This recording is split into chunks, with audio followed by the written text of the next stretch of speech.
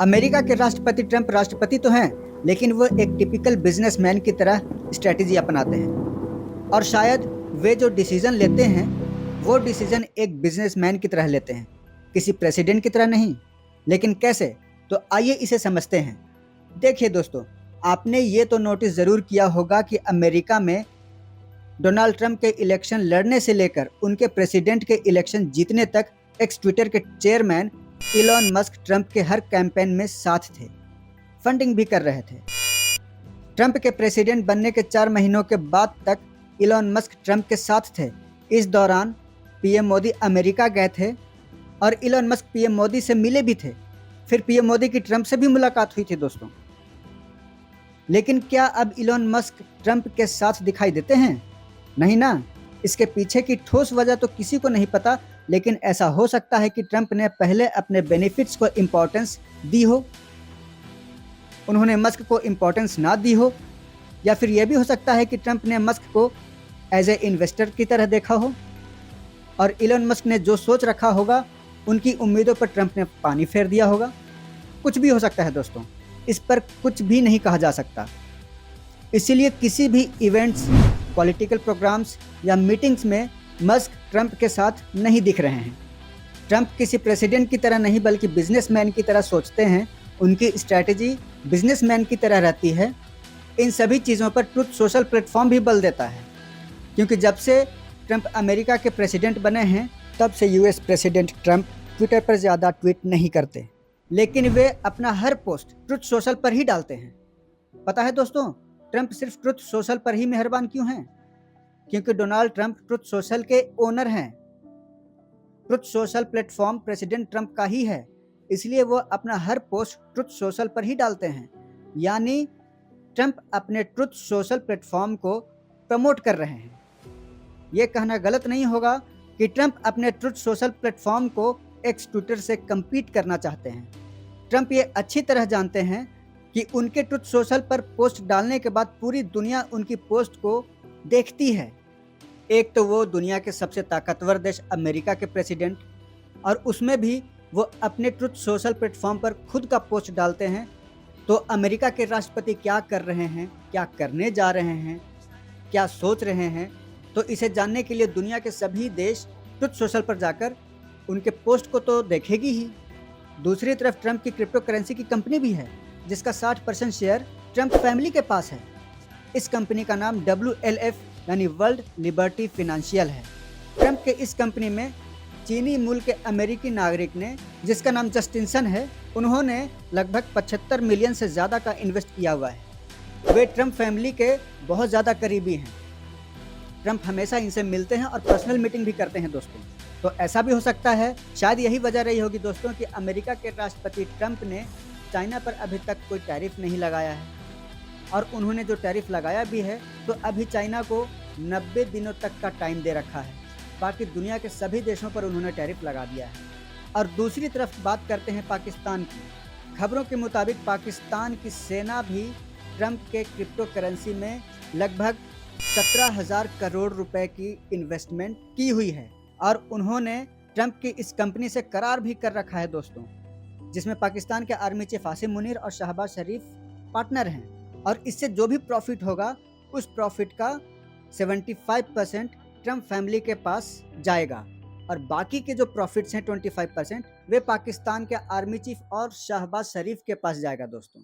यानी कि अभी तक ट्रंप ने लगभग अरबों डॉलर की कमाई सिर्फ पाकिस्तान से कर ली है। तो ये कहना गलत नहीं होगा कि ट्रंप अपने प्रेसिडेंट के पोस्ट का पर्सनल यूज कर रहे हैं।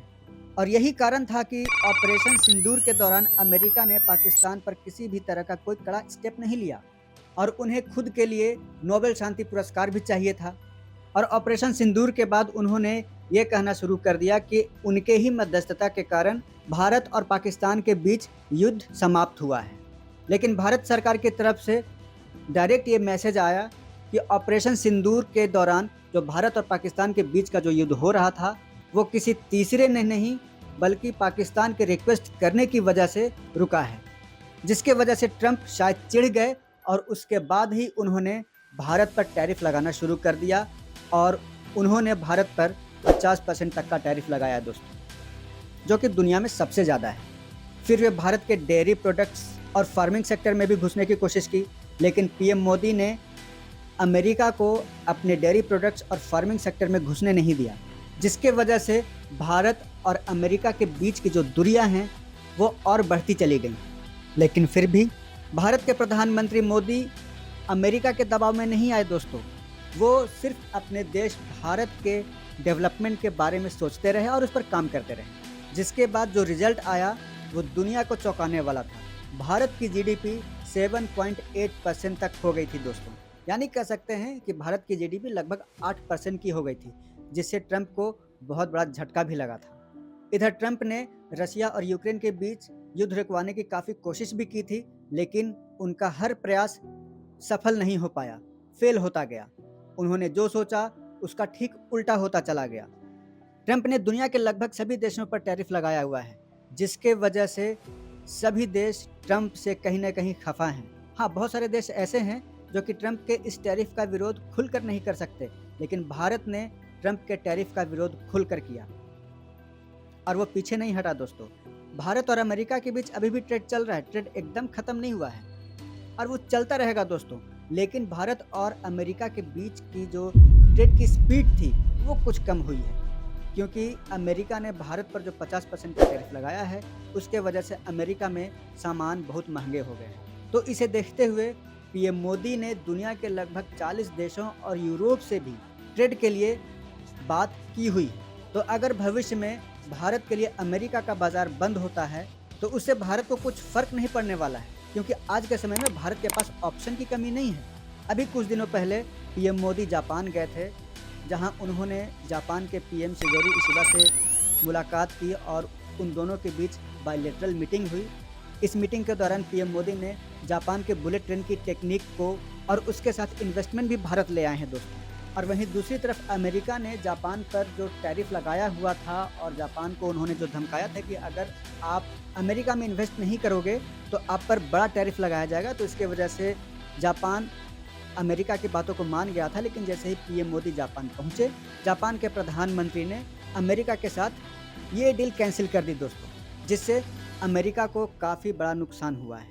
और उसके ठीक अगले दिन पीएम मोदी चाइना गए, जहां उन्होंने एससीओ समिट में हिस्सा लिया। चाइना और भारत के बीच जो भी मतभेद थे उसे सुलझाए गए। शी जिनपिंग और पीएम मोदी के बीच बायलैटरल मीटिंग हुई, बहुत सारी बातों को रखा गया। उस एससीओ समिट में रशिया के प्रेसिडेंट पुतिन भी आए हुए थे।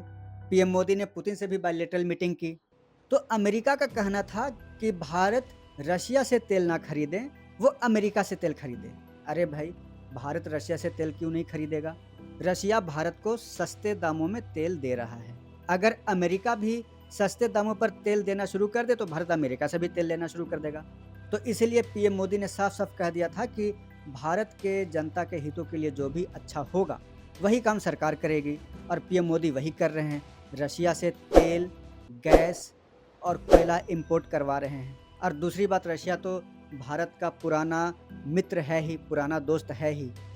और अभी इस एससीओ समिट में रशिया के प्रेसिडेंट पुतिन और भारत के प्रधानमंत्री नरेंद्र मोदी के बीच बायलैटरल मीटिंग हुई थी, और वो भी रशिया के प्रेसिडेंट की कार में, जो कि दुनिया के लिए एक बहुत बड़ा मैसेज था दोस्तों। रशिया के प्रेसिडेंट की कार एक बुलेट प्रूफ कार है, जिस पर ना तो गोलियों का कोई असर होता है, ना ही कोई मिसाइल का असर होता है, और ना ही कोई बम धमाके उसे कोई नुकसान पहुंचा सकते हैं। और उन दोनों के बीच क्या क्या बातें हुई उस कार में, वो तो कोई नहीं जानता दोस्तों। इस एससीओ समिट के दौरान भारत, चाइना और रशिया तीनों एक साथ था, और पूरी दुनिया की नज़रें इस एससीओ समिट पर टिकी थी दोस्तों। और तीनों देशों का लगभग एक ही मुद्दा था, और वो था अमेरिका का टैरिफ और उन देशों पर लगाए हुए सैंक्शंस। अब क्या है कि ये तीनों देश मिलकर फिर से रिक ट्रोइका बना सकते हैं। रिक का मतलब रशिया, इंडिया और चाइना, और ट्रोइका का मतलब 3 देशों का संगठन। तो अगर ये तीनों देश आपस में मिल गए और मिलकर रिक ट्रोइका बना लिया तो इन तीनों देशों का अमेरिका कुछ भी नहीं बिगाड़ पाएगा। और दूसरी तरफ ट्रंप की नीतियों से क्वाड भी खत्म हो गया है। आपको बता दें दोस्तों कि क्वाड में भारत, जापान, ऑस्ट्रेलिया और अमेरिका था। तो ट्रंप की टैरिफ नीतियों के कारण ऑस्ट्रेलिया, जापान और भारत अमेरिका से अलग हो गए। अब बचा सिर्फ एक अकेला देश अमेरिका, तो वो अकेला कुछ नहीं कर सकता। और क्वाड संगठन इसीलिए बनाया गया था क्योंकि चाइना पर कंट्रोल कर सके। और ट्रंप ये अच्छी तरह से जानते हैं कि चाइना पर सिर्फ और सिर्फ भारत ही कंट्रोल कर सकता है, जो कि अब चाइना का दोस्त बन चुका है। हालांकि ट्रंप के कुछ सलाहकार और उनके मंत्रिमंडल के कुछ मेंबर्स ने ट्रंप को यह सलाह भी दी थी कि आप भारत से पंगे मत लो, टैरिफ मत लगाओ, भारत के साथ छेड़छाड़ मत करो, लेकिन उन्होंने किसी की भी नहीं मानी। और अब उन्हें ऐसा लग रहा है कि उन्होंने भारत पर कड़ा रुख अपनाकर कुछ तो गलती कर दी है। इसीलिए उन्होंने अपने ट्रुथ सोशल पर एक पोस्ट डाला है कि we lost my friend India and Russia. एक और तो ट्रंप भारत की तरफ आने का और दोस्ती करने का प्रयास कर रहे हैं, और दूसरी तरफ ट्रंप की ही एक समर्थक हैं जिनका नाम लॉरा लूमर है। उन्होंने ये कहा है कि अमेरिका की जितनी भी आईटी कंपनियां हैं जो कि भारत में जाकर काम कर रही हैं, उन सभी कंपनीज को वापस अमेरिका बुला लेना चाहिए, क्योंकि इन आईटी कंपनियों से भारत को काफ़ी ज़्यादा फ़ायदा हो रहा है।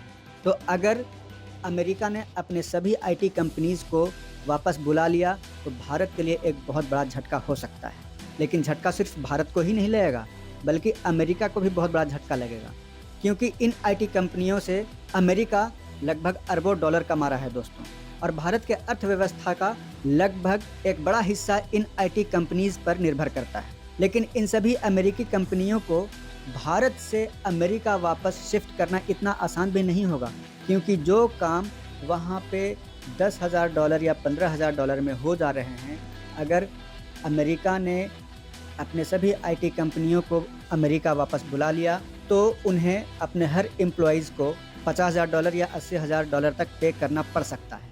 और ये आईटी कंपनीज भारत के कंपनी के through call centre, data processing और भी तरह के कामों को बड़े पैमाने पर कर रही हैं। तो आगे देखते हैं क्या हो सकता है। इस पर आपका क्या कहना है दोस्तों, कमेंट करके ज़रूर बताइएगा।